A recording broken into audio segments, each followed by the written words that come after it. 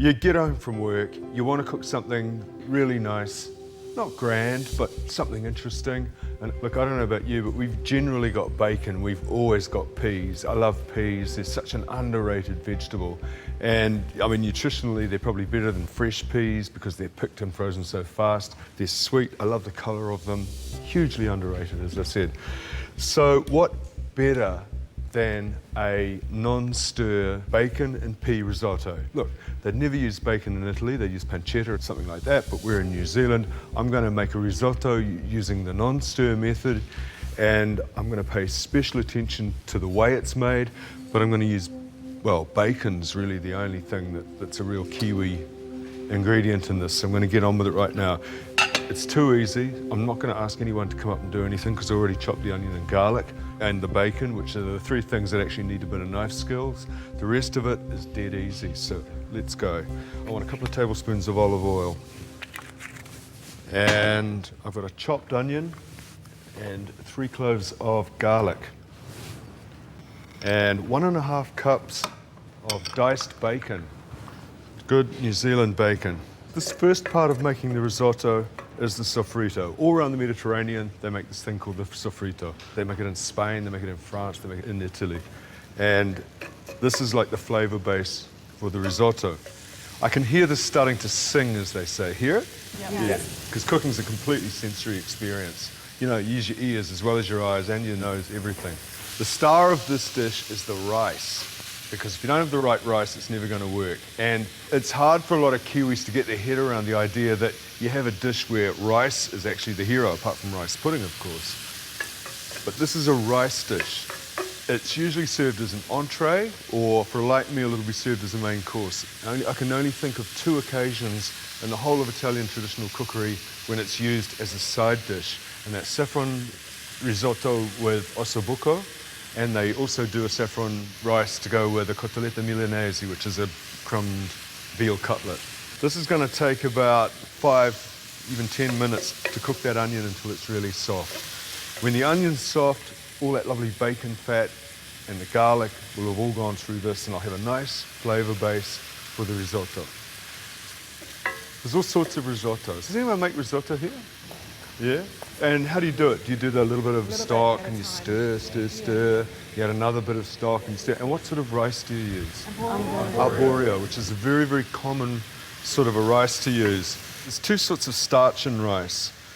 Amylopectin, which is the outside layer, and amylose, which is the inside layer. And the rice grains made up of 2 sorts. Arborio has a lot of the outside one, which is very soft and gooey. And that's why you need to coax it along, adding a little bit of stock, because if you don't, it'll all just collapse and you'll end up with a big stodgy mess. Now, actually, my Piemontese friend, who comes from the left side of Upper Italy, she likes her risotto to be quite thick and a little bit stodgy. When you move towards Venice, it gets thinner and thinner, and they have a dish in Venice called risi e bisi, rice and peas, which is just about like soup. So, different sorts of ways of doing it. But generally, what I like my risotto to be like, and we'll be hoping that this is what it comes out like, is to be all'onda, rippling in waves. Onda is the Italian word for waves. So I want it to be like waves, like a little bit like lava, but not moving, you know? Arborio, and the one I'm going to use today is this Ferron, excellent Ferron Canaroli. The Italian rices are all japonica rices, sort of Japanese, japonica, which means that they're round, they're a medium grain, and they're round and plump. There are over 40,000 rices in the world. There's many, many different sorts of rice, and you always use the ingredients specific to the recipe, which comes from a certain geography. So when you're making Italian dishes with rice, you use Italian rice, or Spanish rice, or Japanese rice. I mean, you're not going to use, I don't know, jasmine rice to try and make sushi, and you're not going to use basmati rice to make a risotto. This looks like it's ready, so this is my sofrito. What I want to do, put some lemon zest in here, because I like lemon with peas and I like it with bacon, it works. So I'm going to put some lemon zest. The other thing I want is some hot stock. I've got some salt reduced chicken stock here. It's got to go into the risotto hot. So we'll just put that in there. And put the lid on. And I want to bring that to a boil. Okay. I've got, I don't know if you can smell this, but I can smell bacon, garlic, lemon. I could just get that, slap it on some bread and, you know, munch it right now. It's very delicious. So, risotto, the method is always a formula. The only thing I'm going to change is what I do with the stock. And it's this sort of carnaroli rice, which is a very hard, long grain rice, which is going to let me do this in this particular way. Whereas this arborio has a lot of the softer outer starch on the grains. That's why you need to coax it along with the traditional method of adding the stock very slowly. This is a balance. It's equally hard and soft. So it's got the hard inner starch in the middle, and it's got the soft outer starch on the outside. So this rice is going to be very forgiving. It's going to stand up. It's got great structure. And we're looking for a meal in a hurry, and I'm looking for an easy way to do it. You know, look, I'm tired. I've just got home from work. So I'm going to put a couple of cups of this in, and this goes a long way. You know, risotto's a rich dish. So you made your sofrito, which is your flavor base, okay? And now it's the tostura, which is the toasting. So I'm going to toast it. I don't want to harden up the outside. But, you know, some people say, oh, you're going to harden up the outside. It's a load of rubbish. What you want to do is you just want to make sure that the rice grains are all coated with that lovely bacon fat and the oil. And, of course, they get a little bit flavored and perfumed by the garlic and the onions and the lemon. I have some wine here as well, which I'm going to keep, you know, in reserve because I'm going to do that next. Is the arborio just up there to just show us what could be used? Yeah. So you're not using both of them? Yep. Nothing wrong with arborio. You know, it's a good, basic thing to have in your pantry. Nothing wrong with it. You've just got to pay more attention to the risotto when you cook it, that's all. These babies, you know, I'm going to throw it all in at once. See? You mentioned that the arborio rice was from the Japonic.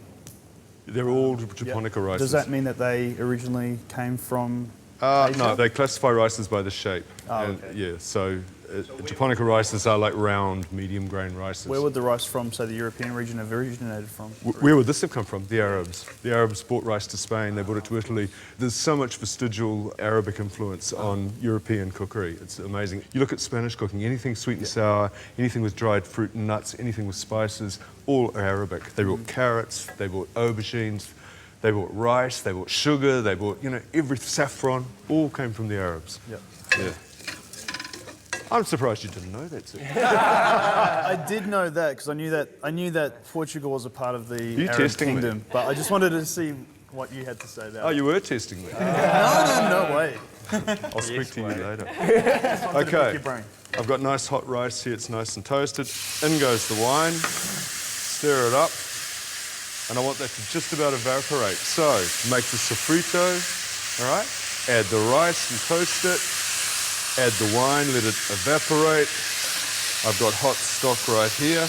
And all the stock goes in, all at the same time. A lot of Italians will just totally throw up their hands and just think that this was heresy to do this. And if you're using arborio, you do everything up to the point where you're going to add the stock.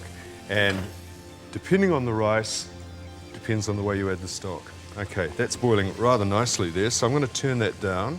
I'm going to put the lid on. I want a gentle boil. I want it slightly more than a simmer, but not thrashing away in the pot. You're not doing the absorption method like you would with Asian rice. It is an absorption method, obviously, but it won't matter if you take the lid off now and again to have a look. So I can have a look and check how it's boiling. That's about what you want to see. I might just put the lid back on. I'm going to leave this for 10 minutes. If I add the peas now, they're going to turn a lovely khaki colour, which I don't want. I want to keep them nice and green. And they don't need much cooking, so I'm not going to add them till later.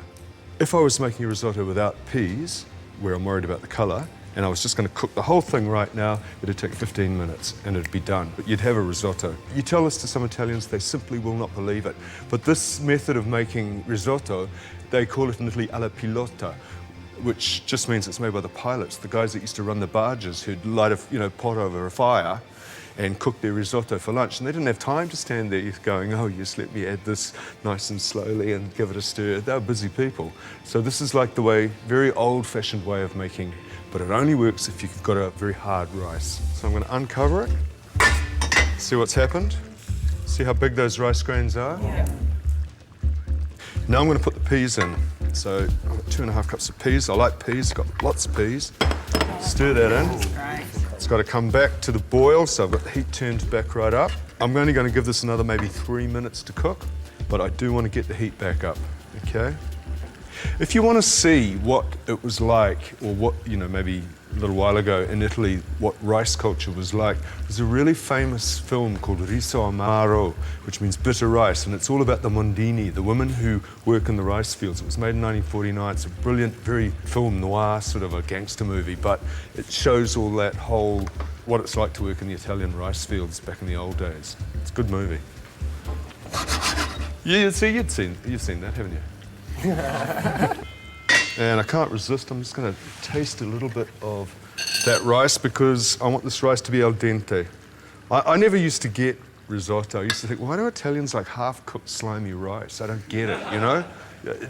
I didn't get it, but I think I must have grown up, you know, and learnt to like it. Yeah. I want it to be a little bit hard in the middle, but I want it to be al dente or tender to the bite, to the teeth. Dente, it's your teeth. So better pay attention. I don't want to overcook it. I don't want to undercook it. It's got to be right. And when it's ready, and that's when you eat it. All right, I'm going to have a look at this. Okay, see that? I haven't seasoned anything. I want some pepper. The butter's salted, so I'm not putting salt in here yet. I've got a couple of tablespoons of butter, which I want to put in here. I want to let that melt, and I want to give it a good stir up. And that makes it really creamy. It's rather nice. See that lovely... Yeah, it's working. Yeah. This is a risotto that has cheese, so I'm going to put about 3/4 cup of freshly grated Parmigiano Reggiano, which is the real thing. It's just the loveliest cheese. And when you throw it into a risotto, it not only makes it richer, creamier, but it's salty, so it seasons it. That's why I haven't thrown salt in here. I've got 2 things in here which are really salty, which is bacon and Parmesan. So the good thing about it is it's a strong cheese too. You don't have to use a lot of it to get flavour. And I don't know about you, but I can smell that. It's just so good. I just want to give this a really good stir. Then I'm going to taste it, and then we're going to eat it. Yum. And see how it's changed? Yeah. See how creamy and rich that looks?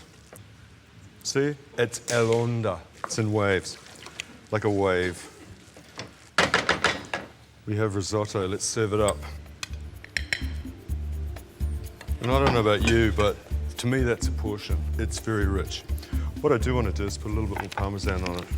Once you get the idea of what the formula for the method is, go for it. Don't get weird, Matt. But, you know, you can see the sort of things you could use to flavour it, but remember the rice is the star. So there it is, risotto, and it's ready.